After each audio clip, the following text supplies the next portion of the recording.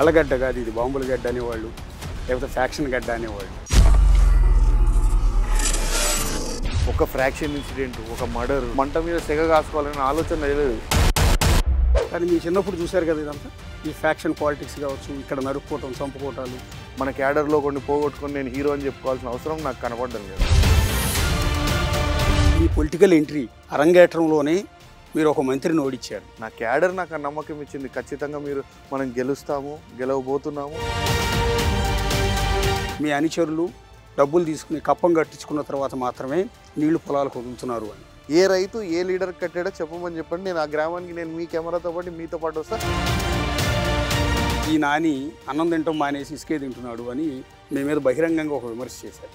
ఆలగడ్డ తాలూకాలో ఒక ఇసుక క్వారీ ఉంటే నేను అక్రమం చేసినానంటే ఎస్, దాంట్లో ఎంతో కొంత. ఇక్కడ ఆలగడ్డ నియోజకవర్గం నుంచి మళ్ళీ విజేందర్ రెడ్డి సీట్ కన్ఫర్మ్ అయిపోయిందా? There is no competition.